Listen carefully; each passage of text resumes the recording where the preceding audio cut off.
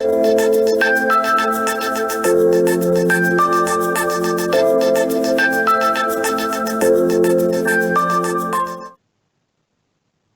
morning. Thanks very much for joining us. Really interesting session we've got today, which is going to be focused on,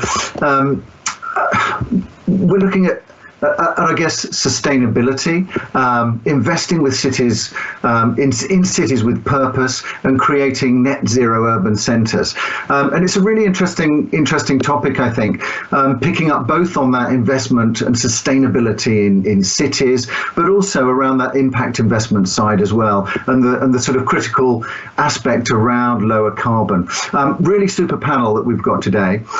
So let me just do brief introductions. But we've got Abigail, who's Global Head of Strategic Insights at Nuveen, Councillor Jenny Laing, who's leader of Aberdeen City Council, Julie Hirigoyen, who's Chief Executive of the UK Green Building Council, Siena Golan, who's Property Market Research Analyst at DWS, Councillor John Alexander, who's leader of Dundee City Council, and last but not least, Paul Hicks, who's an investment manager at Fabrix Capital. So a real range of different experience and different perspectives. Let's just start with quick introductions.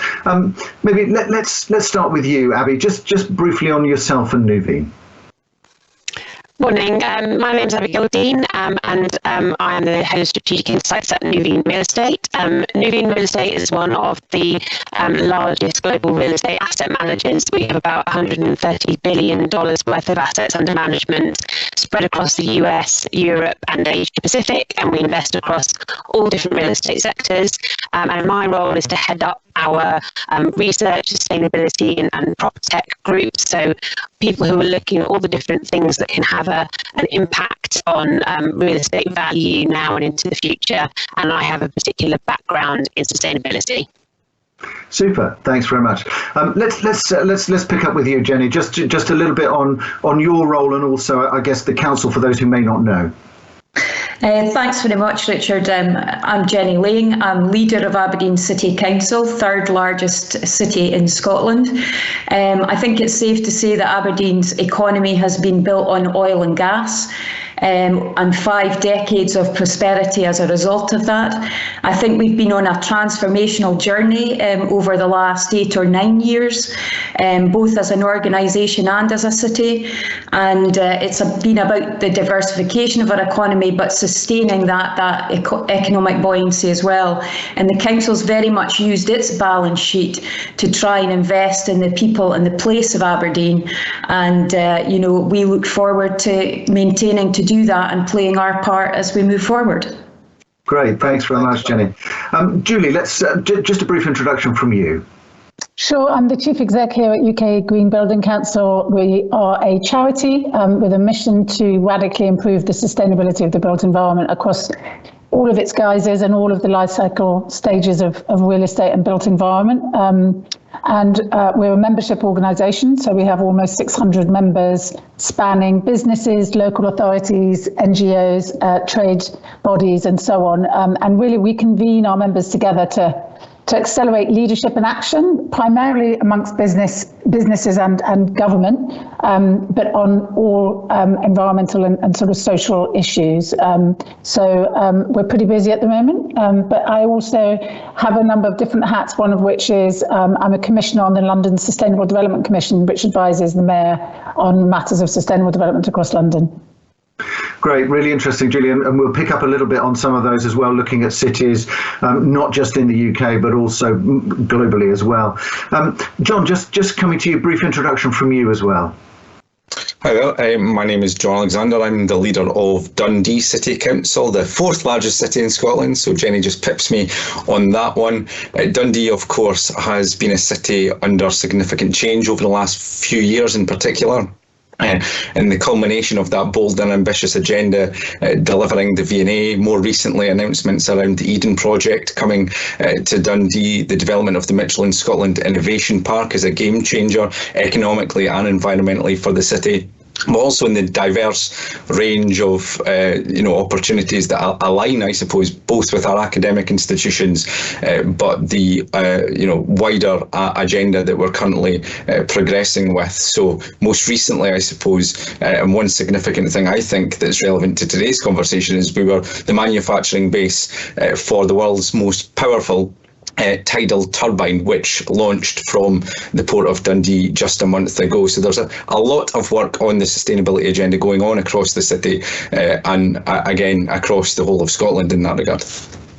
Yeah, and I think that's really interesting as well, that crossover between the sort of what would traditionally have been real estate, that's that sort of urban piece, and also the infrastructure piece where it's concerning new energy. Paul, just coming to you, brief introduction of yourself and the company. Yeah, thanks, Richard. My name's Paul Hicks. I'm an investment manager at Fabrix, which is a private equity real estate investor and developer that was founded about 6 years ago. And our investment strategy really focuses on bringing value to underutilised and overlooked urban spaces. And we do this predominantly in London, but also across Europe.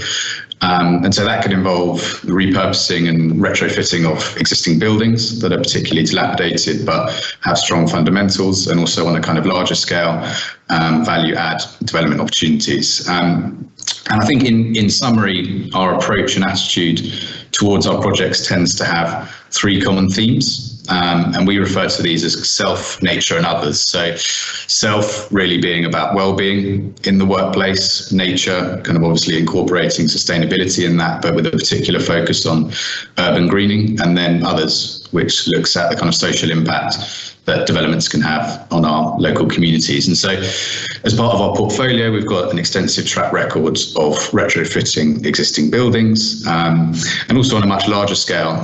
One of our leading projects at the moment is a scheme called Roofs in the Sky, which is the transformation of a former law court into just under about 400,000 square foot of sustainable workspace. And the roof here will be classified as an urban forest, be the first in London with 100 established trees, 10,000 plants and 1,300 tons of soil. And yeah, these are some of the key themes which I look forward to discussing today.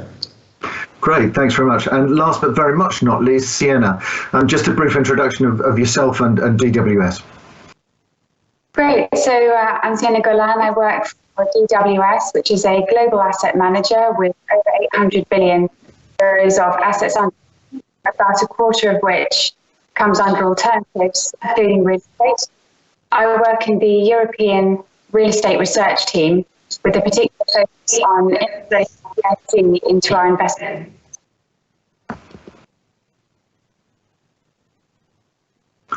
We lost you a little bit there, Siena, but I think everybody can check DWS, but I got the majority of that for certain, which is good. Really interesting set of different perspectives here, and a really interesting topic I think to discuss. And just a reminder as well that thanks very much to everybody for joining us on the RealX platform there. On the right hand side of your screen, you'll be able to chat. Also use the Q&A button. The joy of this being live means that we will answer your questions, so please do put any questions that you've got or any comments into either the chat or the Q&A, and I'll make sure that we pick those up and try and answer your views, and also highlight I guess some of your key questions and discussion points. I just wanted to start, I suppose, maybe with you, Julie, if that's okay, which is where do you think we are in terms of the current position, looking at goals for cities, carbon emissions? I suppose, where are we and where do we have to get to? Sure.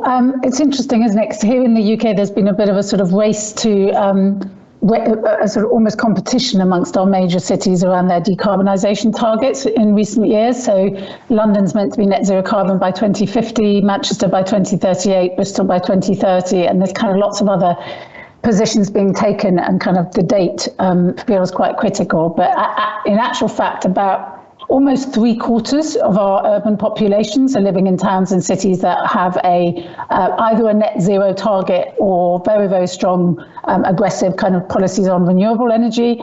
And that compares to probably about 25% on a global basis. So we are in a sort of jurisdiction or a nation state where we have strong ambition from our cities.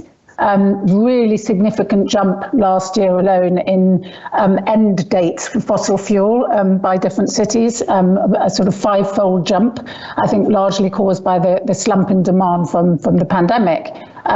But of course, so that's sort of where we are kind of in the UK. I think where we need to get to is for all cities, particularly large sort of mega cities globally, to take really urgent and aggressive climate action in line with 1.5 degree ambition of the Paris Agreement, which came out of the last significant COP in 2015, and really to achieve net zero carbon as soon as possible, ideally ahead of 2050, and certainly to sort of halve their emissions by 2030, which is exactly the same as the targets or the ambitions that are recognised under the UNFCCC kind of backed Waste to Zero campaign, which many viewers have probably heard of.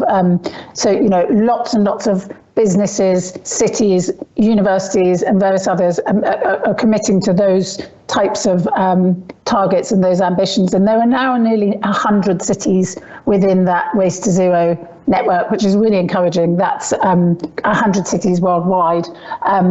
So yeah, I think a way to go, but some really encouraging progress in the last few years in particular.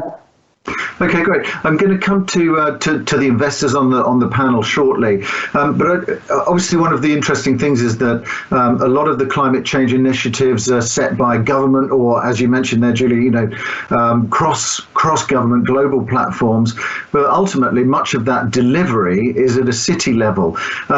So interesting to get your perspectives, Jenny and John.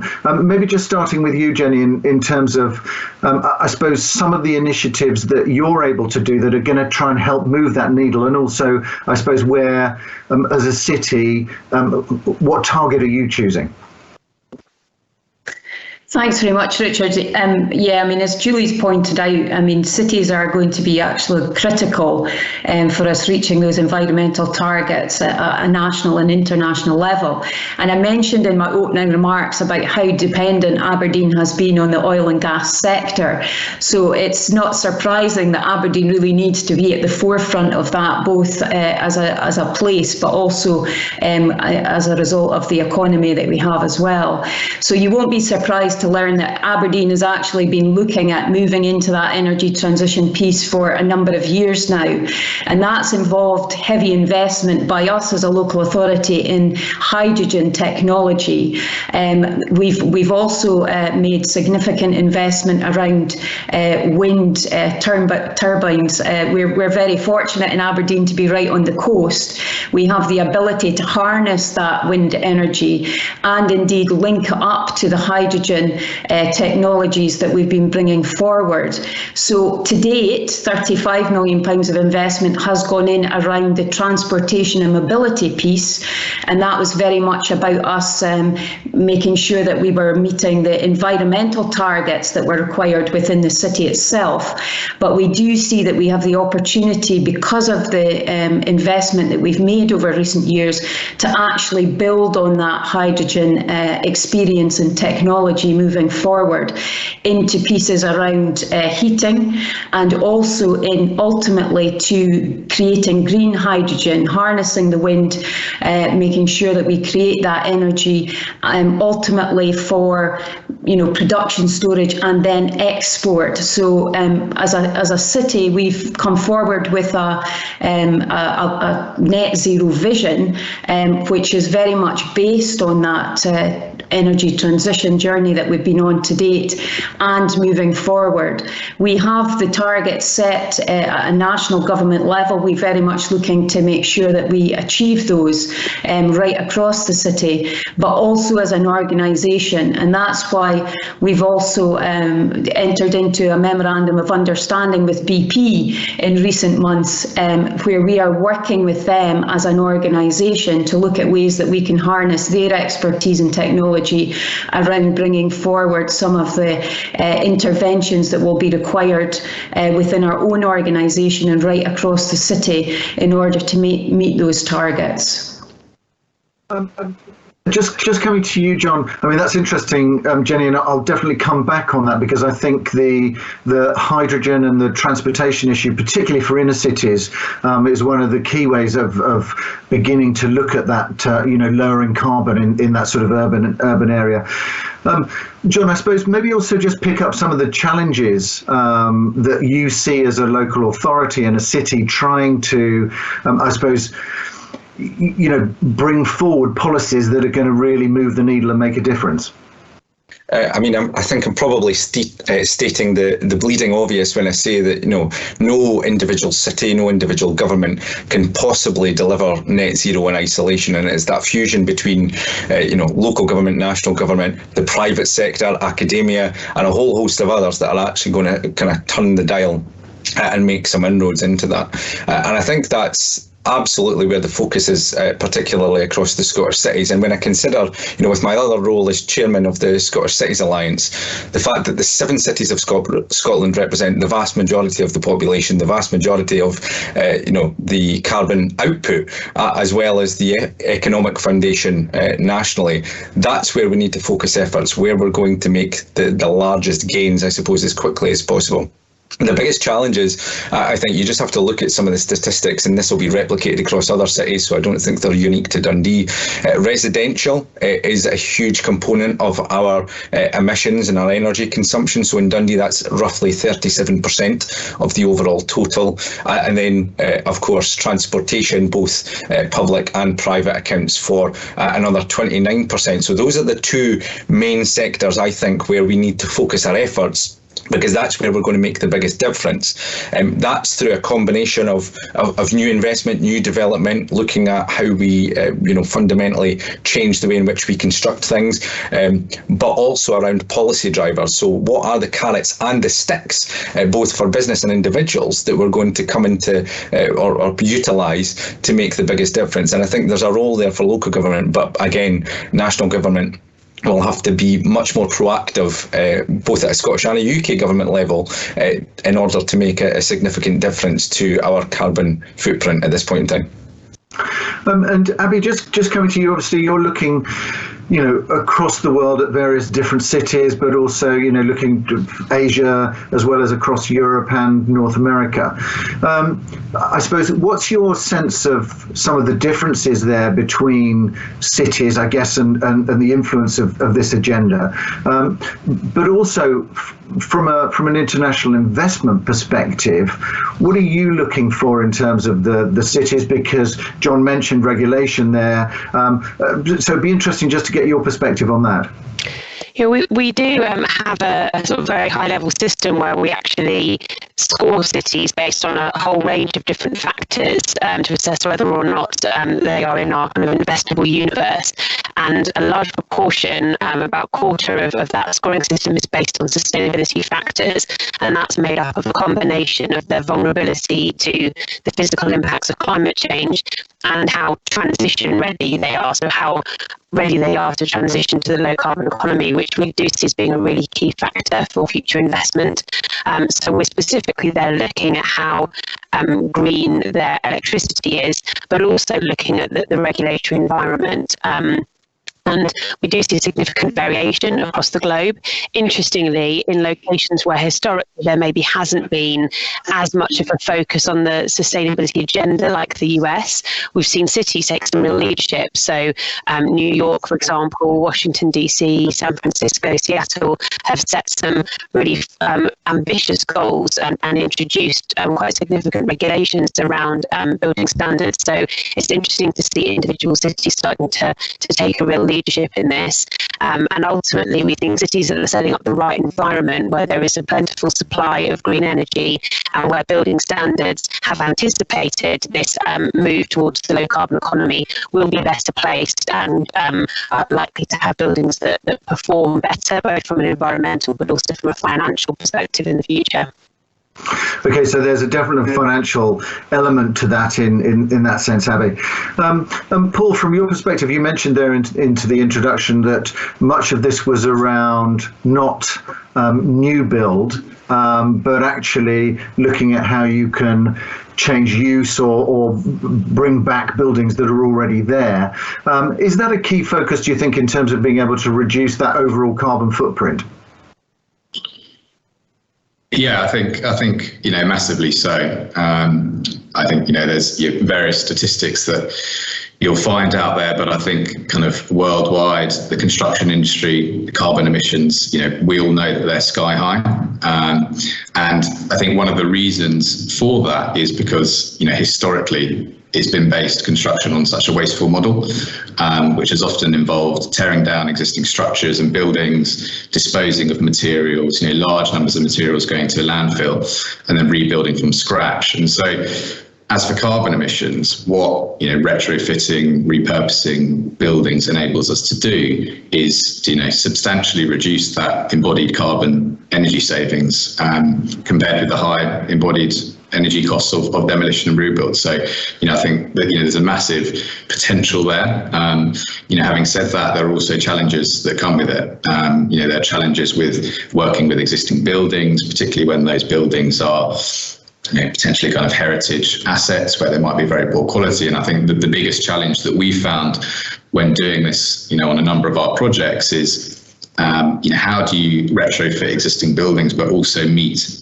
the sustainability criteria that you want to achieve? And I think part of the challenge is that sometimes it can be easier for a developer to knock down and start again, to whether that's to meet those goals or whether it's to have a really clear set of parameters to work between.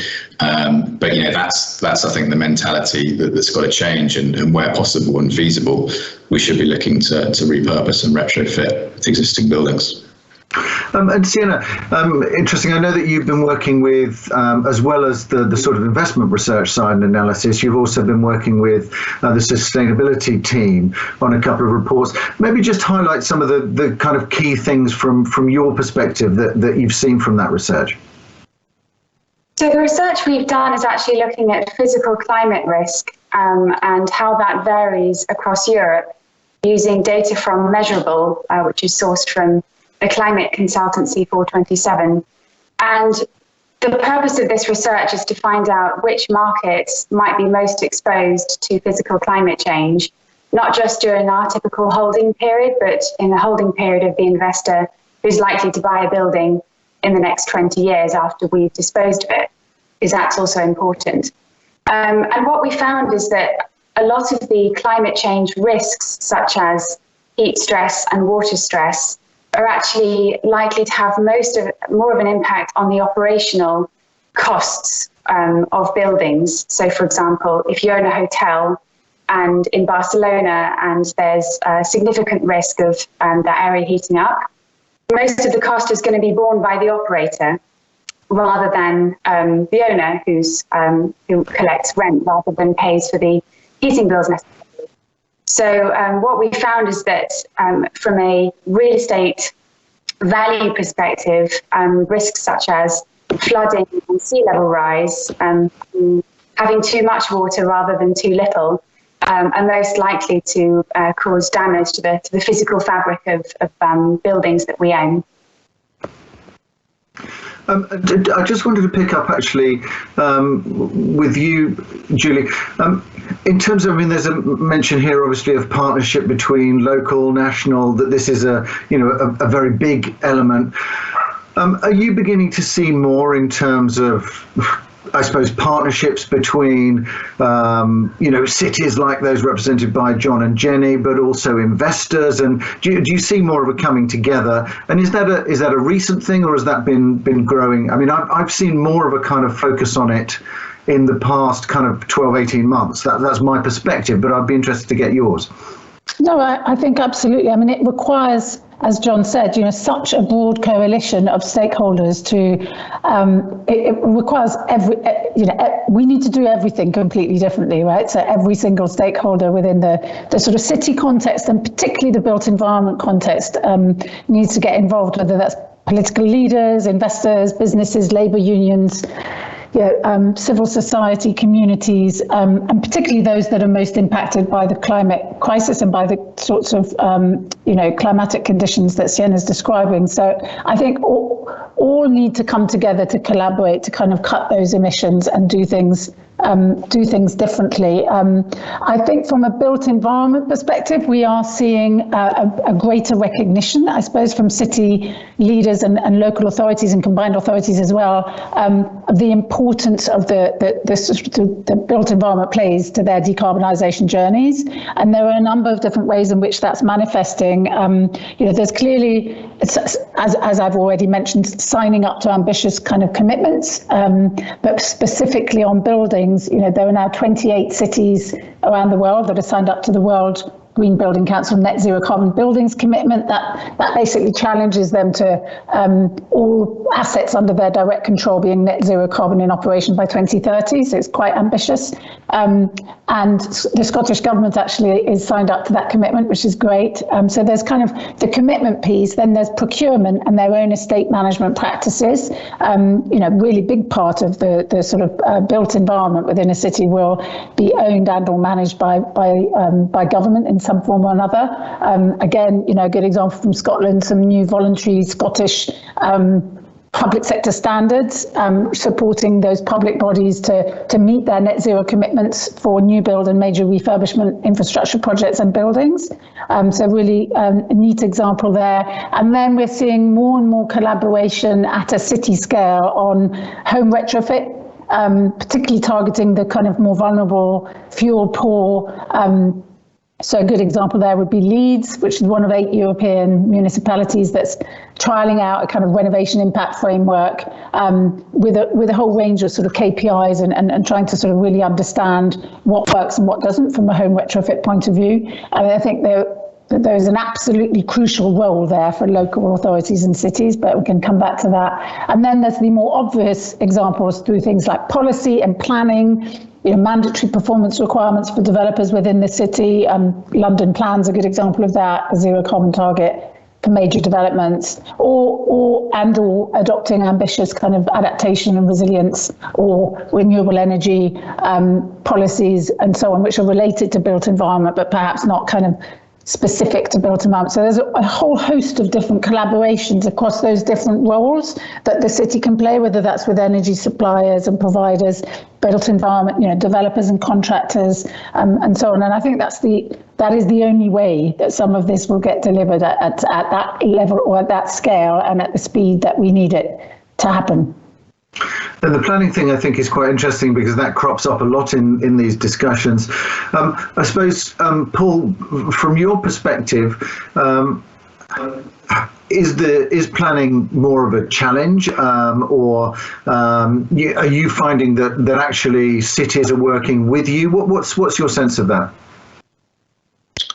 I think on the whole, definitely cities are working with us, and I think coming at it from a slightly different angle, I think for developers and investors, particularly in major cities now, sustainability is, it's not a choice anymore. It's not a kind of nice to have. It's a must, and that's not only, I think, from the perspective of an investor and a developer, where there are certain criteria through planning, let's say, where you have to meet a certain BREEAM accreditation or a certain sustainability requirement.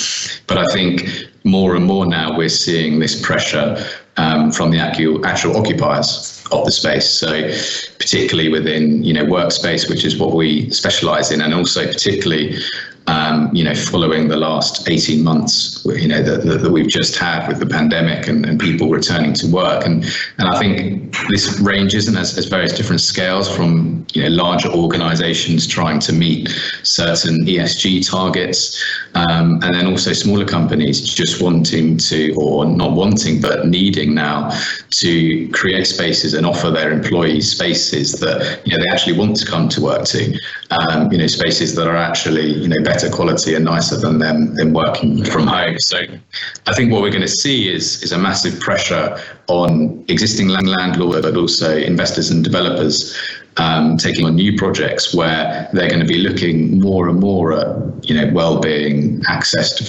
to fresh air, openable windows, green space, having the ability to have spaces where employees can collaborate together as opposed to just sitting on isolated desks. So, I think there is going to be, and there already is being, this kind of pressure on existing landlords that do have quite poor quality space that doesn't necessarily meet those sustainability criteria. And it's not coming, I guess, just from a kind of city level and a policy level, where they're potentially having to, upgrade EPCs, etc. But it's actually coming from now, I think, the occupiers themselves who will demand that sustainability and that quality of space.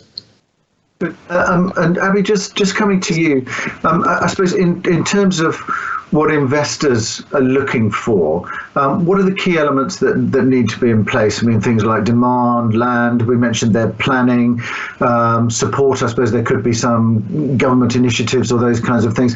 But as an investor, I suppose, what are you looking for when you're looking to invest in cities?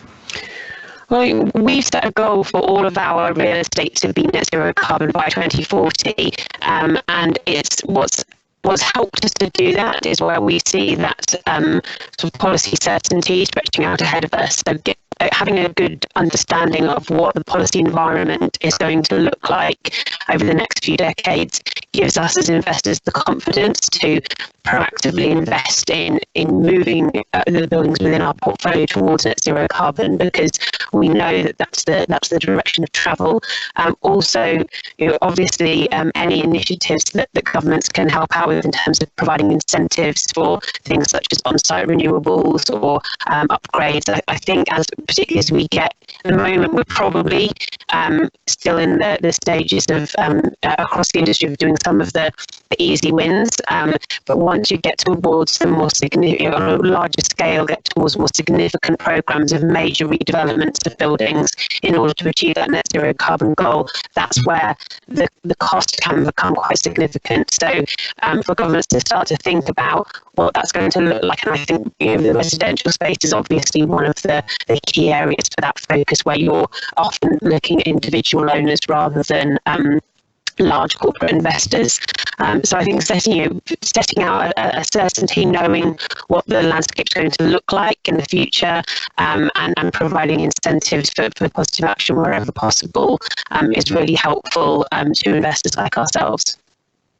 And John or Jenny, I suppose, taking it from your position, what are the key things that you're looking for from investors when you're looking at, I suppose, urban regeneration, but also could also be infrastructure projects or those kinds of things to be able to help drive that, that move towards a lower carbon neutral time?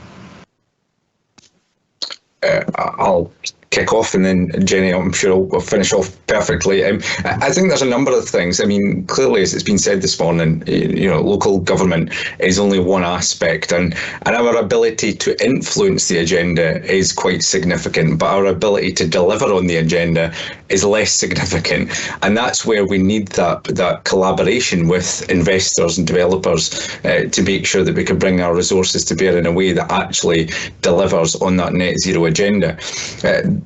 The expertise is there in the private sector, and I think one of the things that I'm acutely aware of is perhaps, whilst we have the ambitions, we have the targets, we have the legislative framework in terms of what we seek to achieve in the run-up to 2045 or, whatever date you wish to choose, it is only in working with partnerships. So it's identifying what those key opportunities are, marketing them, or having those discussions with particularly the private sector to see where your approach, your agenda aligns with the ambitions there, but also to make a clear business case, both from an investor ultimately is looking for a return on that investment, and we've got to be absolutely clear on that, but they also have that social ethos, I think, as part of their investment portfolio going forward as well. So it's identifying the key projects that can deliver the best outcomes, but also the key projects that have legs. There is no point in wasting the time of investors and local government and having a discussion on something that isn't going to go anywhere. Now, that might be where local government can help allay some fears or risk associated with some particular projects, and we're not adverse in any way, shape or form to looking at things like joint vehicles or collaborative approaches to different types of projects. And I think it's just identifying what is the area of interest, what is the strength of the case for a particular project or investment, and how do we intend to deliver that, and what model is it based on.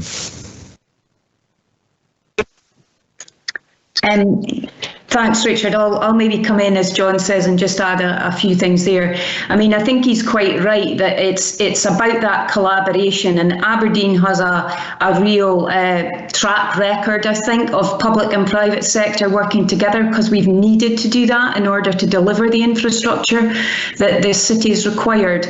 But I think it's important that as a local authority we set out clear plans, and I mentioned earlier about our strategic vision around net zero, and an accompanying strategic infrastructure plan, because as John's mentioned there, we can all have strategies and theories and what we would like to see, but it's the actual delivery on the ground that's the important thing. And I think because if you've got that strategic infrastructure plan accompanying your vision, it allows investors to see what the opportunities might be within your city or region.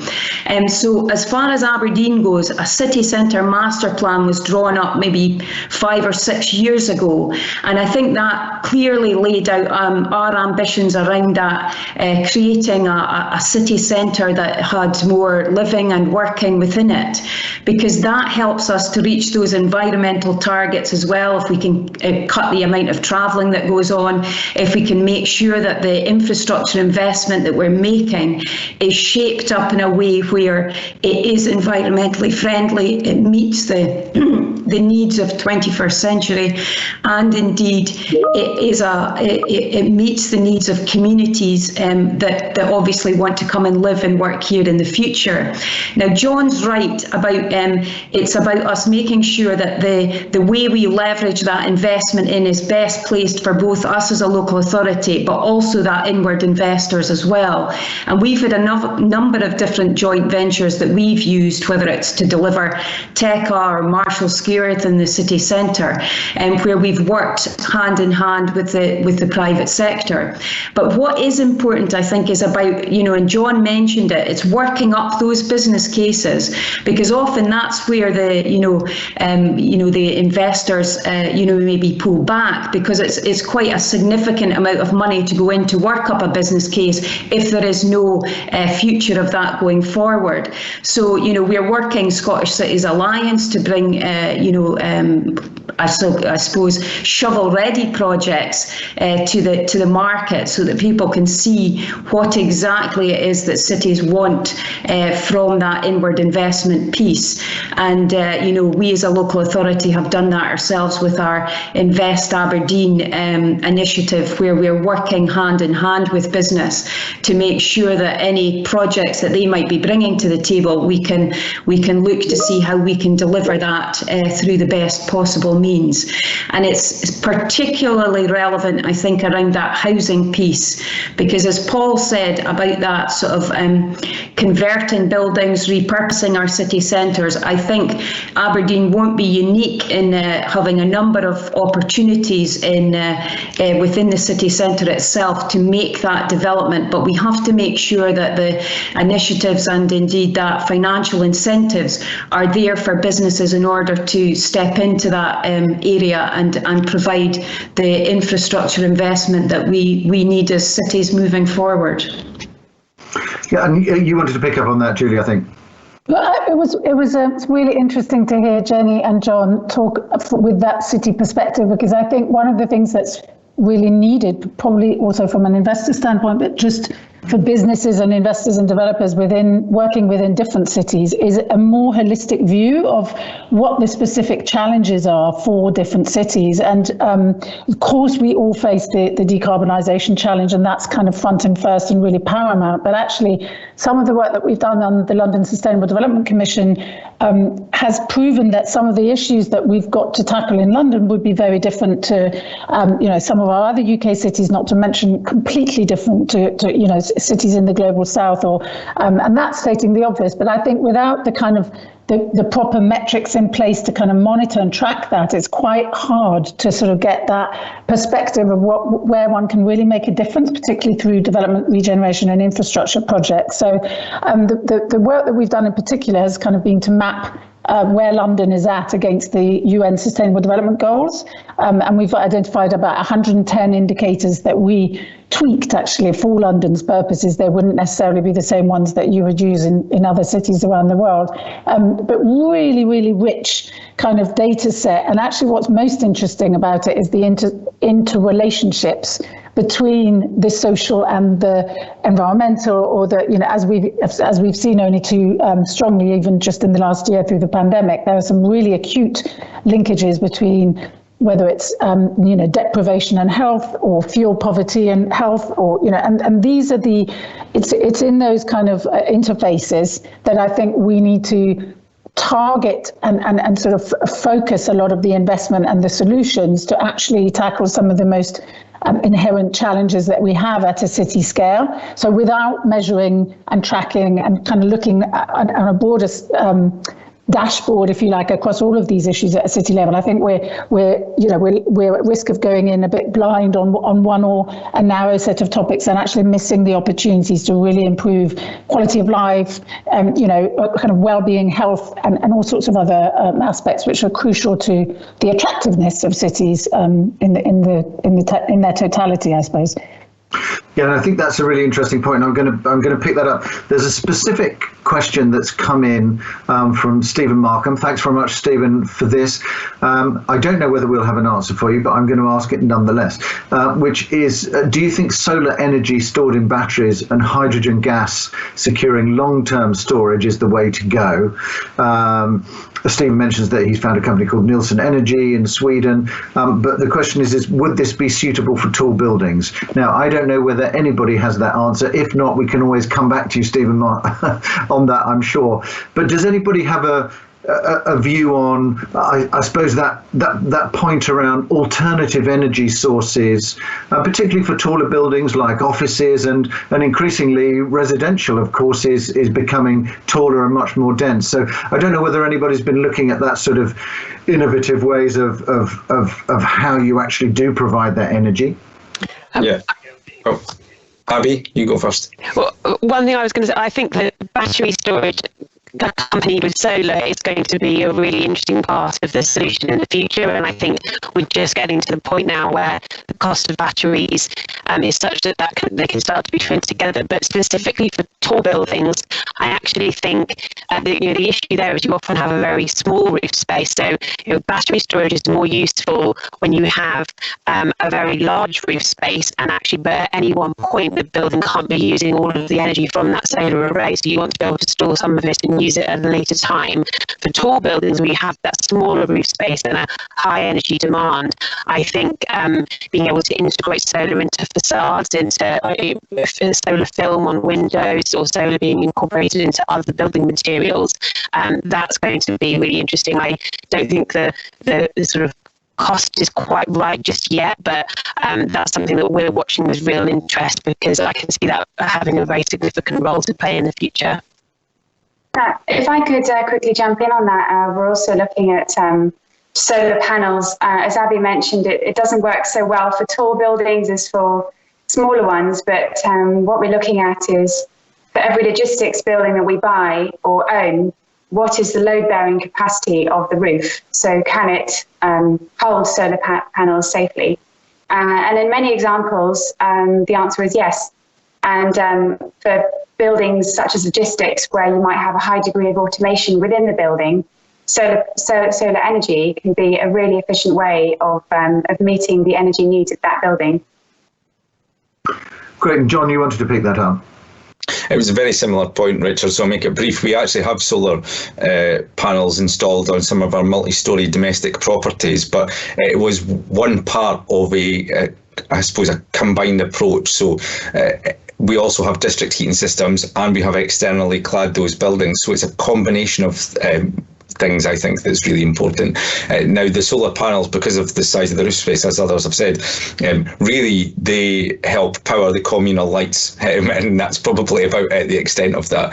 But I think it's looking at all of those various opportunities and seeing where we can best utilise them. So again, Jenny and I will argue over this, but Dundee is apparently the sunniest city in Scotland. So there are opportunities there to make sure that we're using solar and battery power to identify possible solutions, and that's particularly true in the residential market when we consider the phasing out of gas boilers and alternatives going to be required in terms of how we are heating houses and the production of electricity to support that work. So there's a lot of discussion on that, but I think the cost of the technology where we're at right now versus gas-fired boilers is one of the biggest challenges we have for the residential market, and that's where I think government intervention is really required. And John, just you mentioned earlier in the discussion, in the introduction, I think, about the kind of wave power element of that. Is that something that is a much more kind of national grid kind of wide solution, or is that something that's actually going to be powering the city as well? Well, I think there's issues with national grid and the charging regime, but we'll maybe leave that to one side. That's a bigger discussion. But again, it's one component of the strategy. And I mentioned the Orbital Marine's tidal turbine that was produced and manufactured in the Port of Dundee being a great example of that technology. But it is a test of change. We're sitting here in 2021, only now having some of this technology going up north for testing. If we are to really grasp the net zero challenge with both hands, we need to accelerate that investment and some of those tests of change significantly quicker. And I think that's where wind turbine and using, if I give you one example, the Mitchell in Scotland Innovation Park has two wind turbines on within the city boundaries and within the site boundaries. We're looking at using that to produce green hydrogen. So it's using the infrastructure that we've got to also look at how we couple that with storage capacity and potential links into the residential and wider industrial markets. But there is a significant amount of investment that's required, and the technology and the costs of that technology are not where they need to be if we're going to really ramp things up quickly. Okay, good. I'll come to you in a second, Jenny, on that, but just a question in from Fiona Barber. Thank you, Fiona, for that, which is following from Julie's comment about interactions of benefits, does our current infrastructure funding partnership mechanism allow for maximising all opportunities, or do we still suffer a bit from silos or primary objectives, creates barriers to realising maximum benefits? So I don't know whether anybody wants to pick that up for Fiona in terms of, I guess, and that's the structure of funding partnership mechanisms. Are they really designed to deliver the maximum benefit?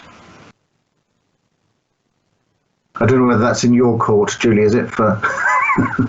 I mean, look, from my limited experience of such sort of funding structures, and even just looking at things like the construction procurement kind of playbook here in the UK and various other things, we're good at referencing certain kind of goals or ambitions within the kind of general text of some of these frameworks, but we're not brilliant at, or not yet very good at being sort of really targeted in terms of, enabling those wide range of outcomes to have strong weight in the decision-making process of what should or shouldn't go ahead. And actually would definitely, or as far as I'm concerned, rarely seen good interconnections between some of these things, a good appreciation of how one outcome could drive another and so on, and actually how that's best delivered. So it's probably not a direct answer to the question, but even just looking at the progress that's been made both on social value and on net zero carbon outcomes. For example, social value, we often find, there's quite a strong weighting to quite generic articulations of social value in kind of public procurement tenders and frameworks. And then net zero carbon gets referenced quite heavily, but there's no sort of sense of how it's going to influence the decision, what the definition of net zero carbon is. Is it in construction, in operation? Is it whole life? So we are still, I think, in the foothills of sort of being quite sophisticated in how we are targeting the right outcomes all the way from, and that's not to talk about planning, which actually is also probably quite an issue at the moment and a challenge, from planning through procurement through policy making and so on. And I do think those are siloed. I don't think we're always talking about the same thing across all of those different aspects of built environment kind of enabling. Okay, good. And Jenny, I just wanted to pick up with you. I just wanted to drill down a little bit in the kind of last 10 minutes, just pick up on some of the topics, but particularly that transportation element and the hydrogen buses and those kinds of things in the city. How much of a difference does that make? And I guess, where does the strategy go from here? Is it about the sort of 15-minute, 20-minute neighbourhoods where people don't need to use cars as much? What's the strategy? Richard, obviously the hydrogen element has been hugely important to Aberdeen because of the investment that we've made there. But I think John's points are quite right that we need to get the costs of these things down in order for them to compete against more traditional fuel sources. And that does require government investment. There's no getting away from that, I think. And the investment we made in the buses was about us trying to provide a public transport network that would encourage people to utilise it more often, but also to allow us to try and reduce our carbon emissions within the city centre where they are particularly bad, because we have a large travel to work hinterland around the city, so we have lots of people travelling. But I think it's one strand of that mobility piece, because it's also things like encouraging people around car clubs. It's about electric bikes. It's about putting the infrastructure in place that allows that more active travel aspects as well. But if we can encourage more people to live and work in the city centre, then we obviously then don't have the same amounts of travelling that we currently see. The mobility piece, I suppose, is the stepping stone that we see around that hydrogen and how we can create. And I was interested in what Julie was mentioning there about the inequalities, the health aspects, the various other things, because as local authorities, that's really important to us to make sure that the interventions that we're making also have the benefits around that social and community side as well. If nothing, the focus of the COVID-19 situation has shown just how stark those inequalities are. And it's imperative now that we act on that. We make sure that the investment that we're bringing forward is addressing those inequalities, whether it's around fuel poverty, whether it's around, skills of providing people with the opportunities of employment and the diversification of economies. But it's a whole round piece. Julie's quite right, though, that I think we do still work in silos, and that as a local authorities, we have a responsibility, I think, to make sure that the levers and interventions that we do have at our disposal, we're using them to best effect, and we are creating opportunities for that inward investment piece, but in a green and community-based situation, and providing those opportunities that are so important to us as local authorities around that well-being piece and such like. Yeah, I think that's interesting. And Paul, you obviously mentioned at the beginning as well the importance of those elements like well-being as well within the projects that you're working on. So presumably we're looking at this, that it's, we have to step outside of some of those silos of thinking and look at lower carbon, but wellness, all of those aspects at the same time, really.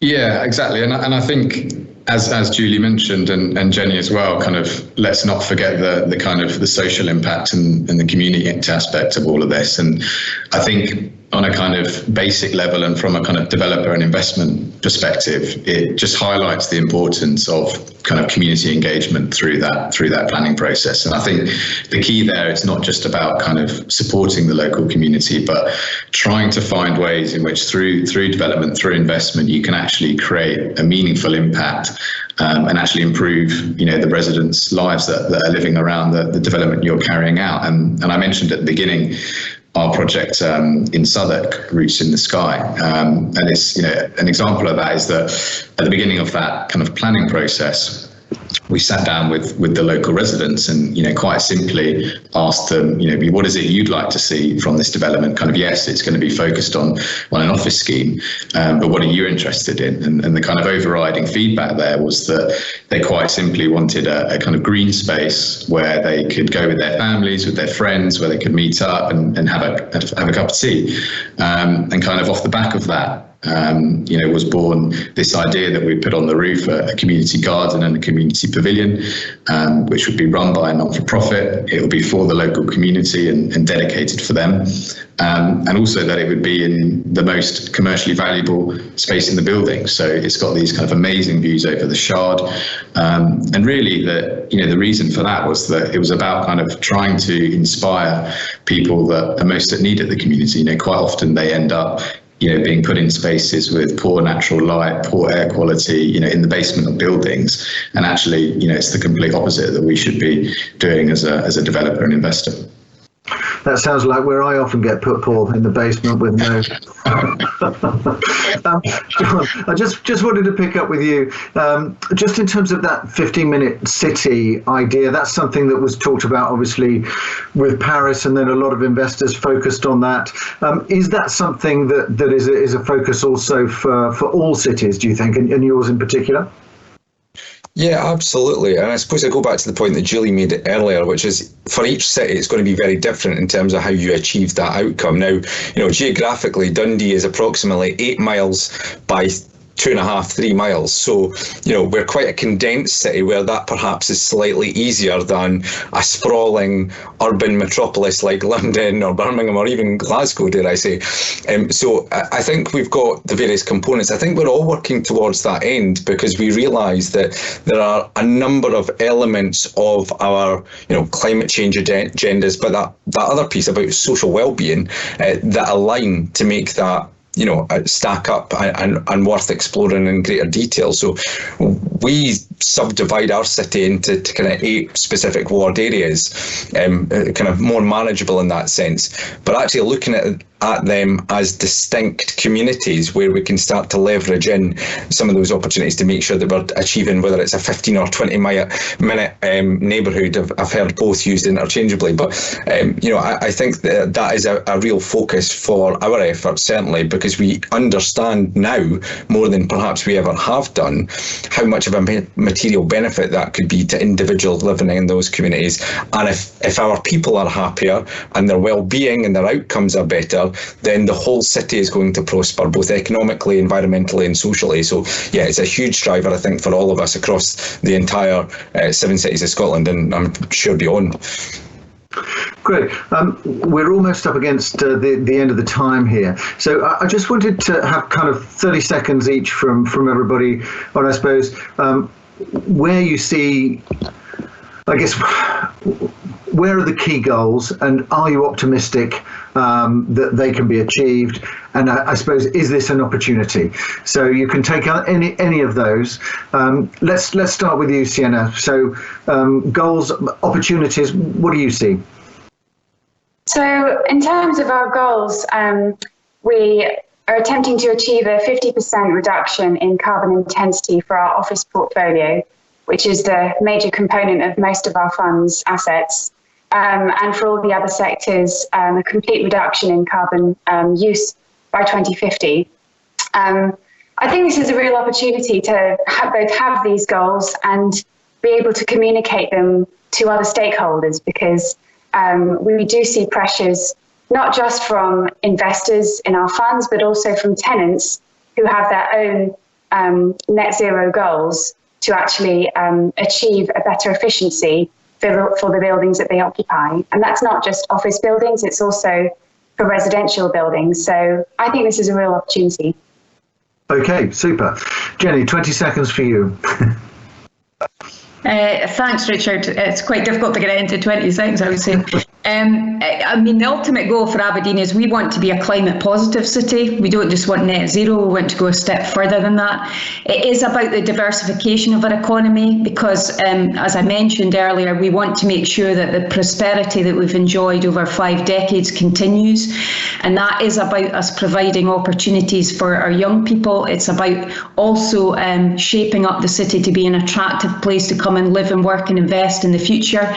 I think if we work to the plans that we've put in place, make sure that we deliver on those plans, I think we can achieve those goals, but it will be about collaboration and partnership working. And if we focus on that, then I think we can provide prosperity for those living in the city now and in the future, no matter what their circumstances or background is. Great, Julie. I mean, yeah, hard to be succinct. I think COP26 provides us a huge leverage opportunity to get both businesses and government to sign up to much more ambitious targets, but also cities, regions, local authorities and universities, NGOs and so on. There is a sort of ambition loop there. The more non-state actors commit, the more the government will have confidence to commit more. But I think from government, we're really looking at real action plans, not just targets. Great, thanks very much. Abby, last words from you.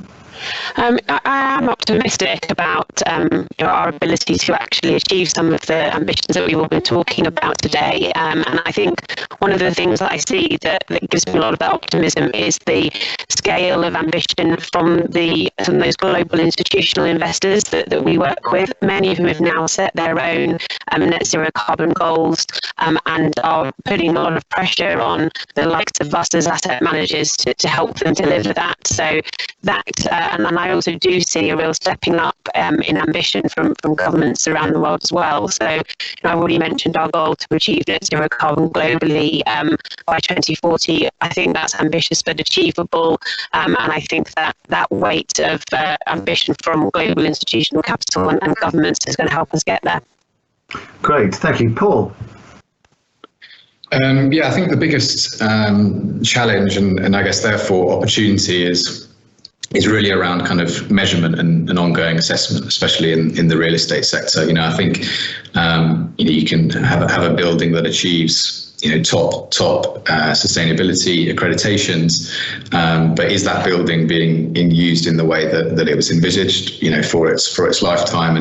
And equally, it's almost, I think, at the moment a little bit too easy for developments to be kind of net zero in the way that you can kind of offset so much, and actually perhaps a kind of rethink about the way in which we're carrying out measurements, how we're carrying out ongoing assessment is a real opportunity to take this a step further. Great, thanks, Paul. John? I mean, in a nutshell, it's about making people's lives, their surroundings and the general city better. So aligning our strategy with the private sector, with other elements of our city to make sure that we deliver on the environmental, the social and of course the economic agenda to alleviate some of the challenges that we see in the city right now, but to also make it the best place they can possibly live, work or play. Great, thanks very much, John. Thank you to you for your questions. Great to get your perspectives coming in. Thank you to all of the speakers. Really interesting discussion. For those who are interested in upcoming ones, we've got hotels, leisure and investment coming up on Thursday, so that's in 2 days' time. We've then got the European Outlook, so that's looking at the investment outlook for the second half of the year next week, and also one on infrastructure, looking at new energy. So it'll be interesting actually to pick up some of the points that we've raised here in terms of the new energy when we go into that infrastructure one as well. You can all still connect with one another in the RealX platform. So you can connect with one another, do video calls, all of those things. So do feel free to use all of that and visit the exhibition afterwards. Lots of interesting things there. Thanks very much for joining us, and look forward to seeing you at the next event. Thanks very much, everybody.